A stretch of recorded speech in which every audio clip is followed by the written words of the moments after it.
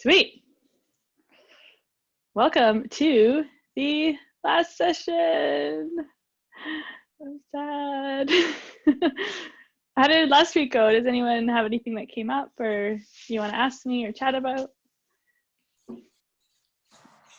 I sent you an email with a question, but I guess I'll ask here as well.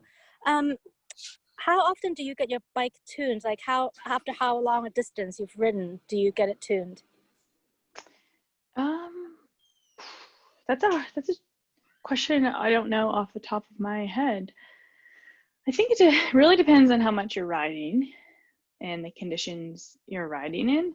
So for sure at the end of the season, before you maybe put your bike away and hop on a new bike or transition to a trainer, it's definitely good to do an end of season checkup. And then for sure do a beginning of your season checkup. So when you're just starting to get going maybe again on the road, or you've put in a lot of kilometers over the winter, for sure those 2 times. And then I clean my bike a lot because it prevents some more expensive maintenance, but I would say maybe once in the summer and then maybe twice in the winter, depending on how much you're riding in the rain. A little bit more frequently might prevent some big, huge, expensive overhauls that you might require. How often do you do yours? We've been doing it maybe once a year, if that, and often before some big ride, a few weeks before a big ride. I always get nervous about getting my bike tuned up right before a ride in case anything get messed up. I want to make sure that when I get on the bike for the big ride that it's in good working condition. So, for sure. But yeah, it's good to leave some time where you can hop back on it and make sure it feels good. Yeah, in case there's any adjustments made that, or if any parts get replaced, I want to make sure that everything feels good before I go on a big long ride. But I haven't been riding very much in the last couple of years, so we haven't really get our bike tuned for over a year now.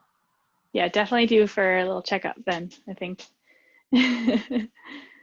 Sweet, good question. So today I want to actually talk about specifically the RBC Grand Fondo, but a lot of this stuff you can just take away for other events you might be doing.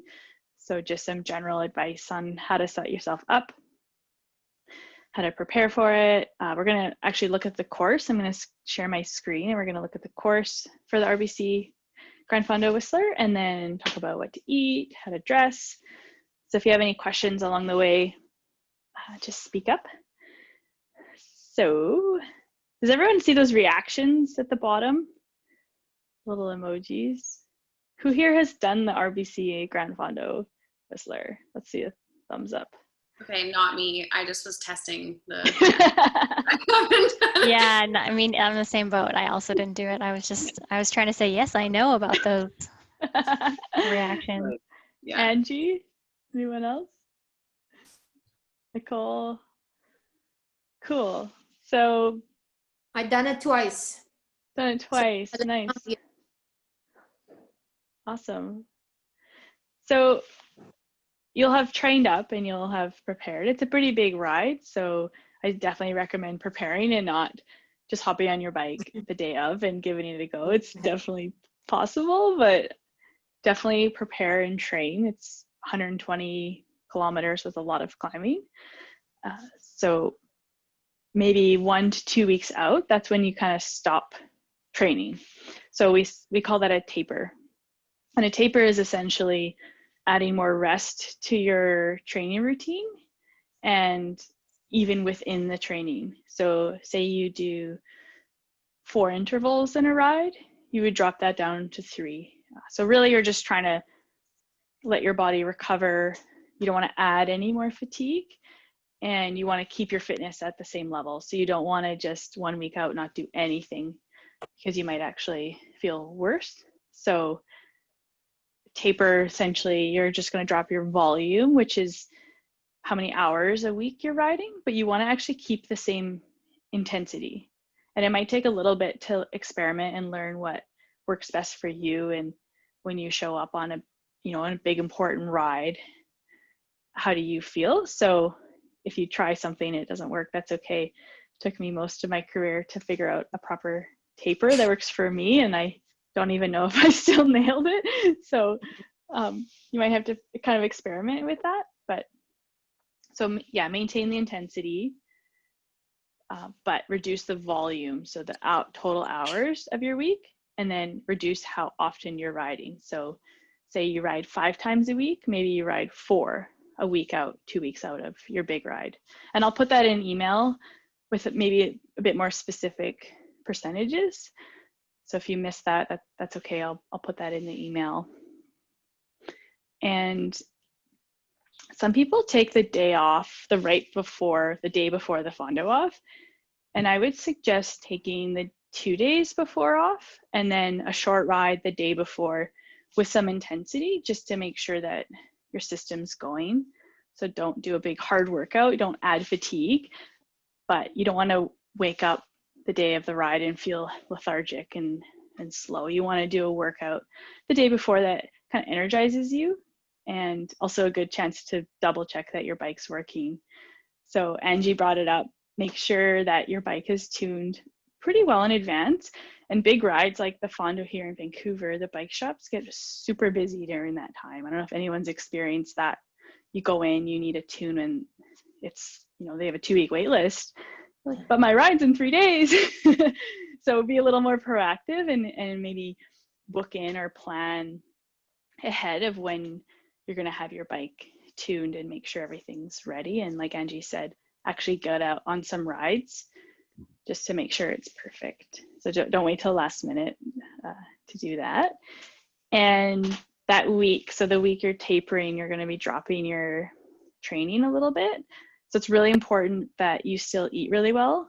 So maintain your carbohydrate intake, protein, well-balanced diet, lots of water, and lots of sleep if you can. And just try and come back up and catch a breath during that taper.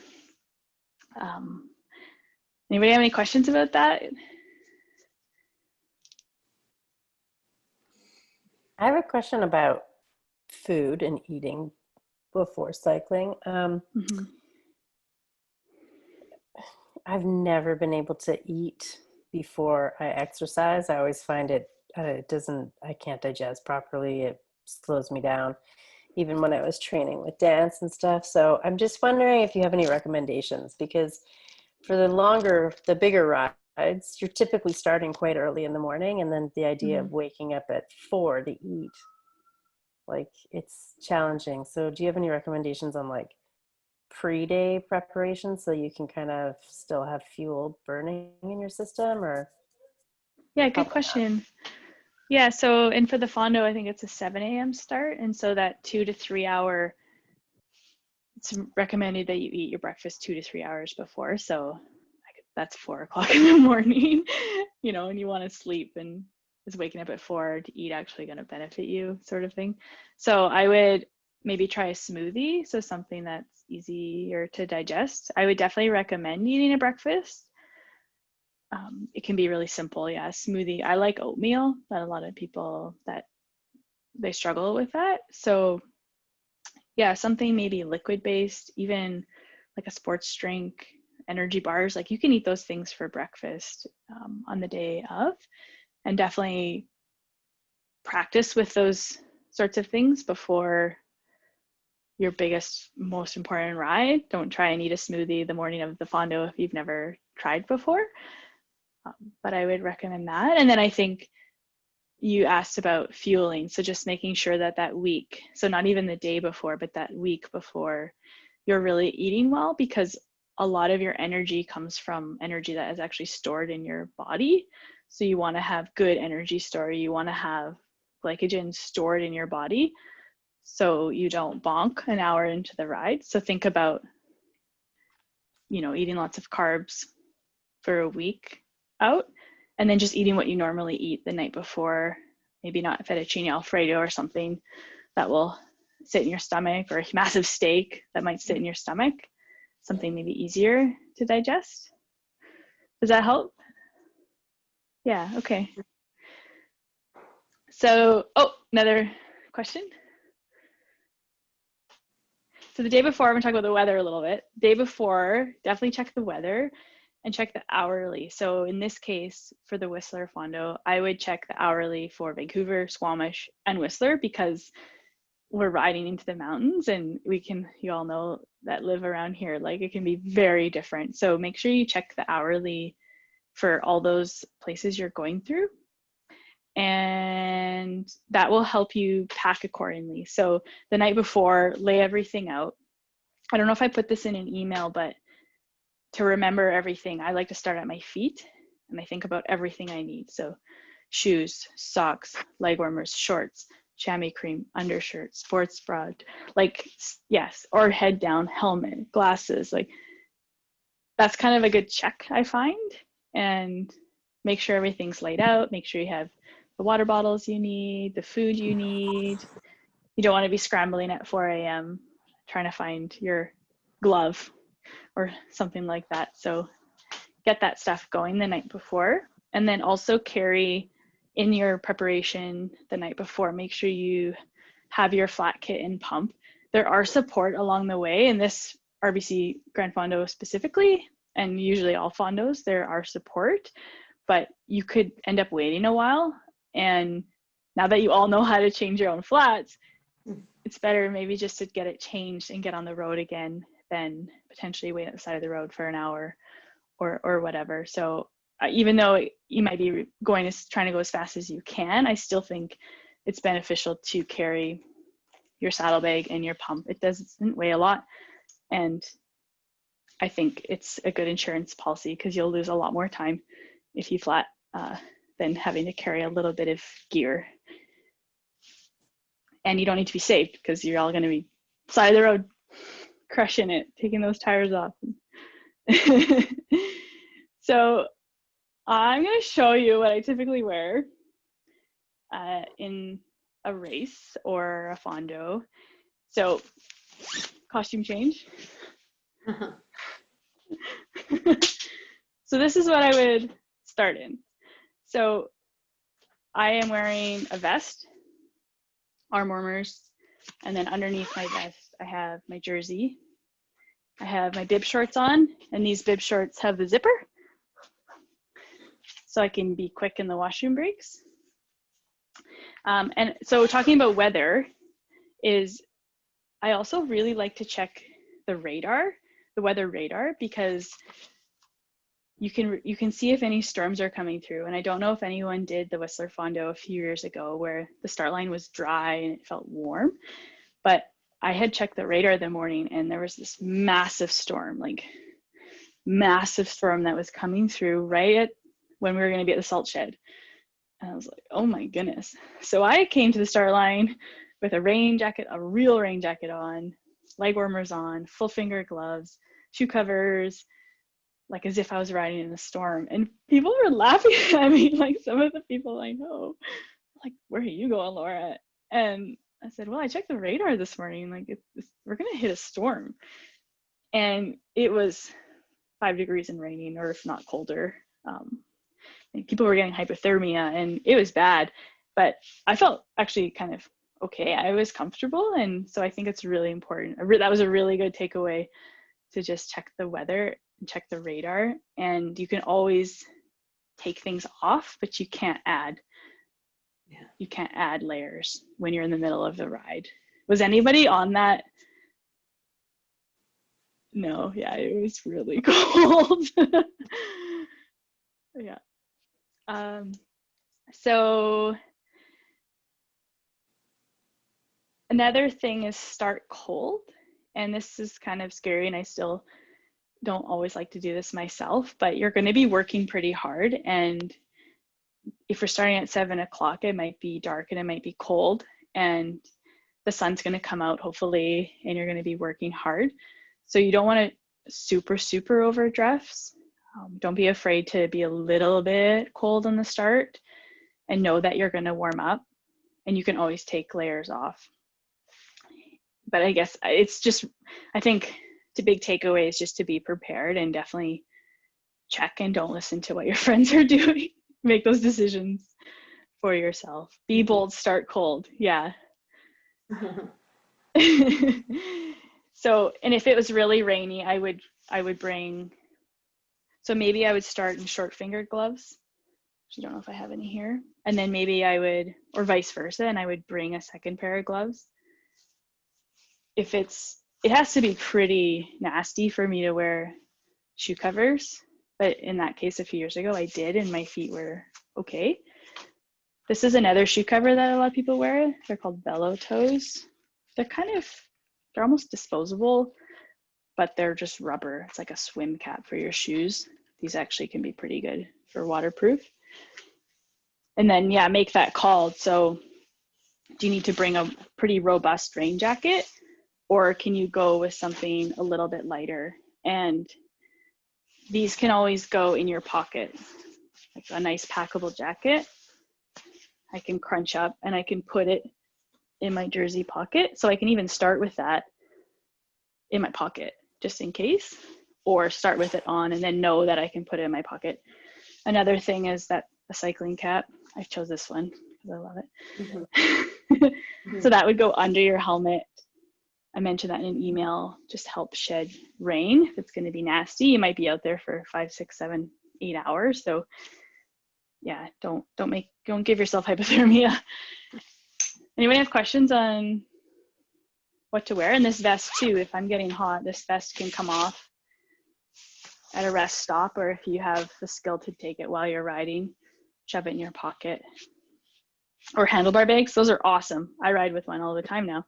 All my layers just go in there. Do we have any questions? Yeah. Which layer should you put your number on? The one that you think you kind of have to rub the magic 8 ball. What do I think I'll be wearing at the finish line? Right. Yeah. So if I think I'll actually be wearing the jersey at the finish line. What you can also do is, say you have it pinned to your jersey and then you end up leaving your vest on, you can just hoist your vest up just to show it, because it should be pinned pretty low on your back. So you can always pull up your jacket or your vest. Yeah. I like to usually have it on my jersey, because if you do end up, say you give your vest to a family or someone at a rest stop, and then your number, I don't have my number anymore. So I usually just put it on my jersey. Hair ties are great for holding. Foldable vest, jacket under the saddle.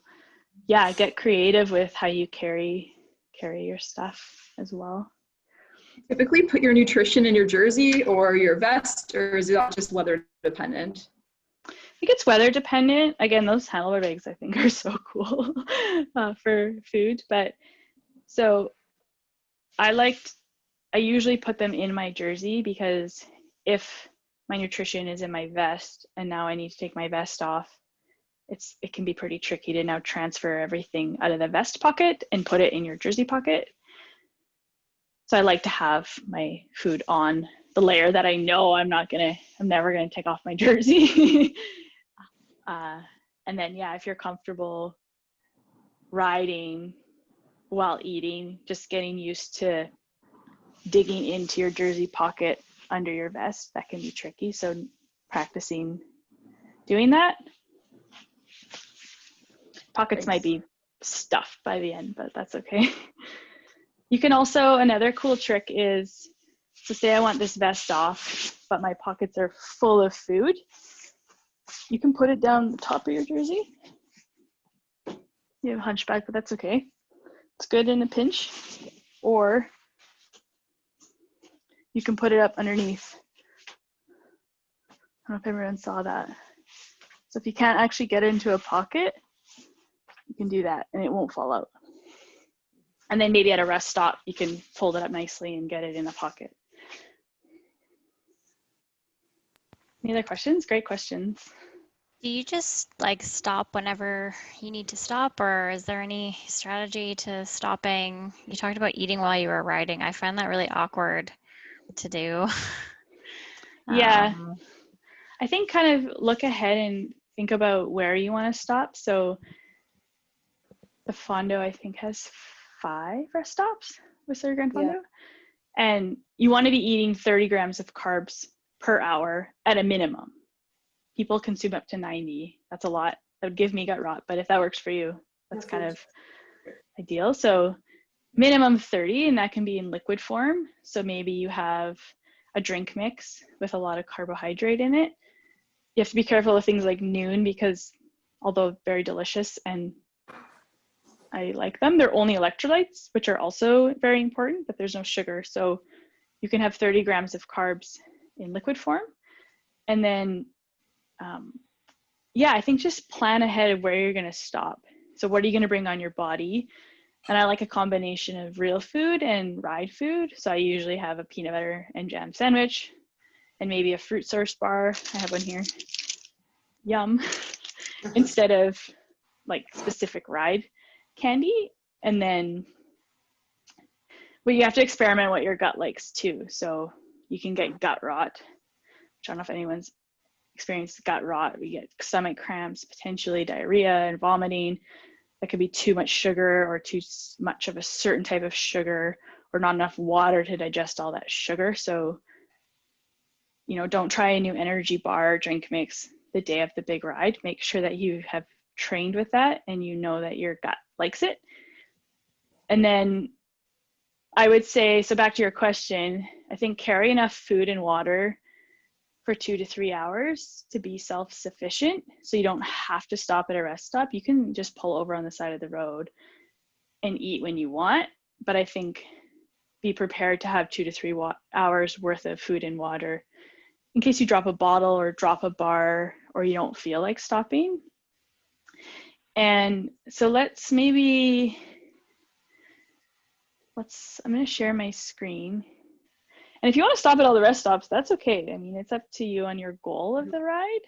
If you're going for a time, I would suggest not stopping if possible, but maybe choosing 1 or 2 to stop at. So we'll go through the course and maybe we can recommend where to stop, because you have to remember too, your time is your elapsed time. So the moment you cross the start line to the moment you cross the finish line, that's your time. So if you've stopped at every rest stop, you might have 2 hours of extra ride time, which that's okay. You know, if you just want to survive and have fun and eat all the waffles along the way. I mean, I've done that before. So let's see. I'm going to share my screen. This is, I don't know, maybe a question, but like, are people mean on the course, or like, what's the deal? Because like sometimes those cycling dudes No. are like really like jerks. No, Stanley no, 'cause Park. you start in different times based on how fast you think you are. So you'll start to know, like, okay, I'll finish the ride in 6 hours or 5 hours, and then the more professional you are, it gets shorter and shorter. So those people that you maybe are encountering that you feel are more aggressive cyclists, they're already gone. Okay. Yeah. I mean, maybe you are going to be in that fast group. I don't know. Who knows? Yeah, try and find people you are comfortable riding around, or if you have people that you're doing it with, or can find each other. Can everyone see the screen? Yeah. Yeah. So there's different classes. There's Medio, which starts in Whistler. Last year went up to Callahan and back. The Grand Fondo, which is Stanley Park to Whistler Village. Forte, you go up Cypress along the way. And so here's the course. So it can be a little crazy in the morning. I would suggest riding down if you are close enough to ride down with lights, because it's usually dark, or parking and then riding in the rest of the way, because it's, you know, they've closed Stanley Park for cars, so it can be a bit messy. So just allow enough time to get there, get parked. Getting to where you start too, as Nicole mentioned, along here, there's staging, and there'll be signage on what time you think you'll do. So you'll ride the seawall. That's the best way to go. And you'll find your starting group. And everyone there thinks they're going to do that specific time that the signage is. And if you're having troubles, just ask. People are really friendly. So just ask a marshal. There are washrooms. Sometimes you have to wait in line. So plan that into your daily or your day of hours. And then this part, so going around the park, it's neutral, but it's usually really hard in my experience. It's usually pretty fast, even though it's neutralized. This is a climb up Prospect Point. And this is the highlight for me always, is crossing the Lionsgate Bridge in the middle of the road. Best part of the day. I think it's so cool. One year we started, I think, at 6 a.m. So it was sunrise over the Lionsgate. It was so cool. You come down Taylor Way, or to come down the bridge, which is pretty fast. It's technically still neutral until you go up Taylor Way. And Taylor Way is this big climb here, and it's pretty steep. So the first stop is actually not too far. I think it's 20 kilometers in. I wouldn't recommend stopping there unless you absolutely have to. And then the next stop, so that you're on the Sea to Sky. Anyone that's ridden this course or even driving the Sea to Sky Highway, these little rollers around Furry Creek and Britannia Beach, they seem like massive climbs, especially if you're driving. When you're riding, they're quite steep. But when you look at this profile, the climbing really starts at Squamish. These just look like little humps. So just pace yourself. You see people go all full beans up these, and you think, like, you know, it's essentially a 50-kilometer climb to Whistler from Squamish. So definitely pace yourself and stay hydrated and fueled in the section to Squamish. There's an aid station at Britannia Beach. That's rest stop 2, 54K. So that could be your first rest stop. If that, you know, that's maybe 2 hours. I would plan at what point in the ride you think you'll be 2 to 3 hours into the ride. Target that rest stop. So maybe it's Alice Lake, 75K in, or this one, which is 55K in. I find this part really hard out of Squamish, Alice Lake. It doesn't look like you're climbing, but you are really climbing. Like, you can see this profile at the bottom. It's hard. I find this really hard. And yeah, you're kind of climbing to Whistler. So it's a good mental toughness. This is a good place to stop. I usually stop at the Salt Shed. The next one is Brandywine, and that's pretty close to the finish. Again, stop if you have to, but I usually stop here. That's 90 kilometers in. Usually pretty tired at that point, if not cracked. And you still have a ways to go. You can see how much more climbing is required. Another part I find tricky is from Brandywine to Whistler. You feel like you're in Whistler at this point. I think it says welcome to Whistler, but you're still 15 kilometers from the finish line. And it gets me every time. And it's just roller after roller. And it's like, okay, where is it? And then you get to Function Junction and then, okay, I'm there, but you're not. And then you get to Creekside and you're like, oh, I'm there, but you're not. Whistler Village. So don't despair from Brandywine to Whistler. It's hard and everyone is struggling. I struggle there too. So I don't know if I answered your question about rest stops, but this is a great map, and this is just on the Grand Fondo website. So you can plan ahead and maybe which ones you want to stop at. Any questions about the course?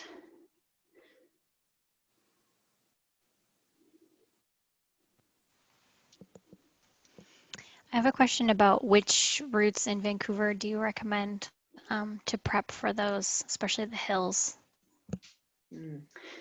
I think if you can ride to Squamish maybe on a really, really early morning or quiet weekend, that's good practice just to see what these Furry Creek and Britannia Creek hills feel like. But I would say climbing any of the mountains. So do you live in Vancouver? Yeah, so any Cypress, Seymour, is really great practice, and uninterrupted riding, because that's hard too if you're used to city riding and start stop, and now you're going to ride 122K without stopping. That's really hard to do.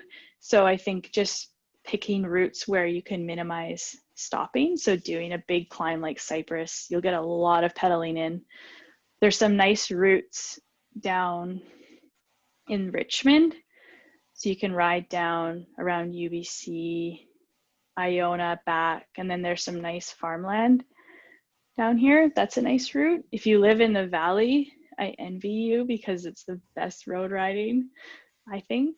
So Chilliwack, Abbotsford, Langley are fabulous places to ride. I don't know where everyone is at the moment. Maple Ridge, just to get some longer rides without so much start stop. But I would definitely give the local mountains a go and try and ride to Lions Bay and back if you can.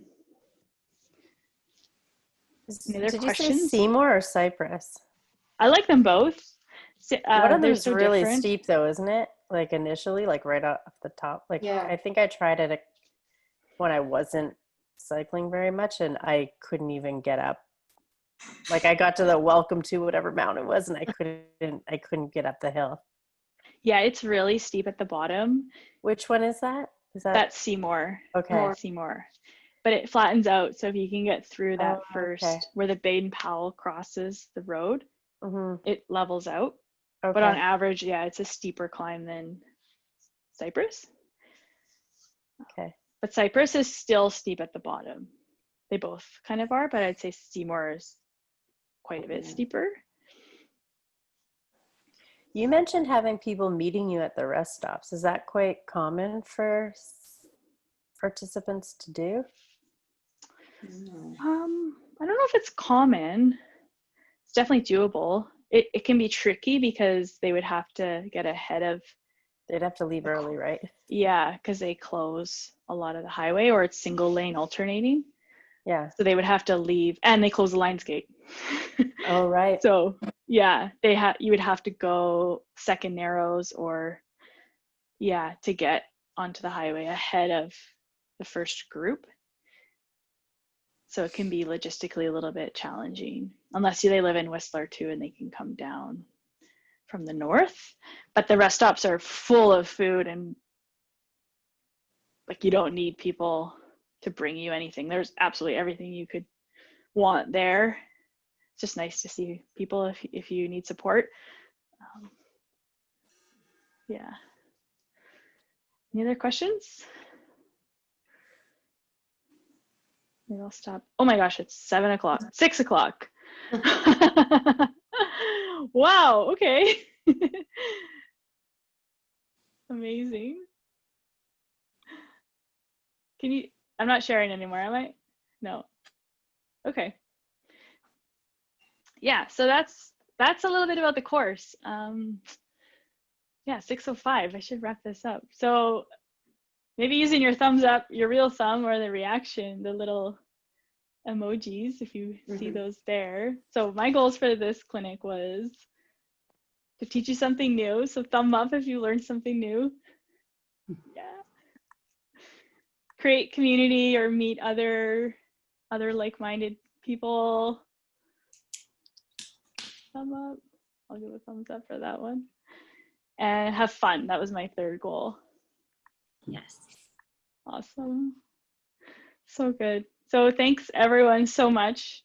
I'll send the fourth and final email in this recording hopefully tomorrow, if not Friday. But I just want to thank you all. It's been such a pleasure and an honor to Zoom with you over the past 4 weeks. And I really truthfully look forward to it every week. And I might be a little bit sad next week not to see everybody.